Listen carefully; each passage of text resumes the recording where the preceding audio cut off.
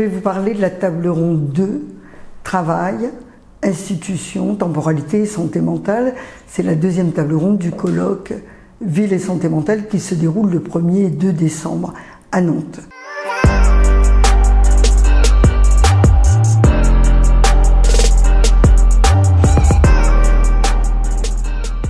Il n'y a pas de santé globale sans santé mentale. Vous savez, la santé mentale, c'est un état de bien-être, c'est un état aussi d'adaptation par rapport aux différents stimuli. Et je dirais justement, les troubles psychiques interviennent quand on n'arrive pas à s'adapter aux stimuli différents. Et on l'a vu pendant la pandémie, où il y a eu tellement de troubles psychiques en augmentation, plus de 25% concernant l'anxiété et la dépression. C'est Patrick Légeron qui dit « Le stress, c'est un trouble de l'adaptation ». Et on le voit bien en entreprise.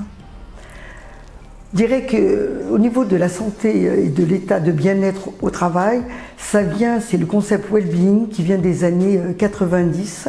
Cela a été opérant au niveau des pays d'Europe du Nord. La France s'est approprié ce concept seulement récemment avec des plans santé au travail, et donc cela a pu être opérationnel pendant la pandémie. Alors c'est vrai que la pandémie, qu'est-ce qui s'est passé? Il y a eu un isolement professionnel qui s'est rajouté à un isolement affectif et un isolement social. Tout ça a été véritablement des catalyseurs importants pour faire des états anxieux majeurs, des états dépressifs sévères, des patients qui avaient des idées suicidaires importantes, et puis également des troubles de l'addiction majeurs, avec des troubles concernant une consommation d'alcool et de toxiques très importants. Tout ça pour dire que, bon, il n'y a pas, bien sûr, il n'y a pas de fatalité. Néanmoins, on le sait, le fait de ne pas être normal, le fait de le dire, ce n'est pas facile dans notre société. Il y a des sujets tabous et surtout dans le contexte de l'entreprise. Et pourtant, je dois vous dire que nous, humains, nous sommes des éponges à émotions et que verbaliser les émotions, c'est non seulement nous rendre plus humains, mais c'est aussi nous rendre plus efficaces. Là, je n'ai pas donné ce chiffre, mais qui est majeur. Actuellement, il y a 12 milliards de journées perdues. Ça, c'est selon, selon l'OMS et l'OIT, c'est l'Organisation mondiale de la santé et l'Organisation internationale du travail, ce qui veut dire 1000 milliards de dollars perdus à cause de ces journées perdues liées à l'anxiété et la dépression. Donc on voit en plus quelqu'un qui a une mauvaise santé mentale, ça entraînera bien entendu moins d'efficacité, moins de performance.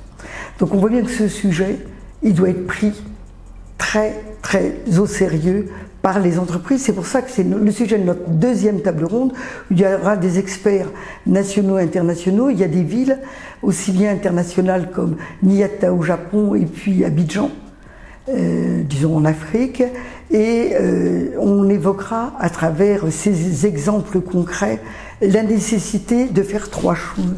La première, la nécessité de prévoir ce que j'appelle des recommandations en termes de détection précoce, de détecter les risques psychosociaux.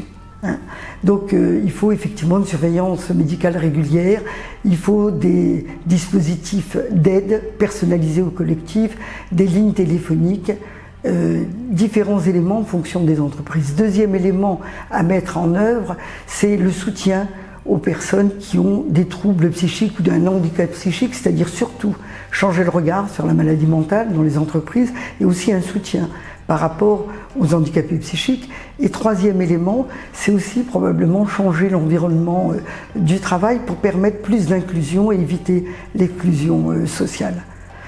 Finalement, en conclusion, c'est dire aussi la santé doit être une priorité, mais on sait, ça doit être une stratégie de l'entreprise pour que le travail devienne un moment d'épanouissement, de construction de l'individu et non pas un moment de destruction de l'individu. Ce sont des exigences légitimes, c'est ça notre sujet de la deuxième table ronde sur travail, institutions, temporalité et santé mentale.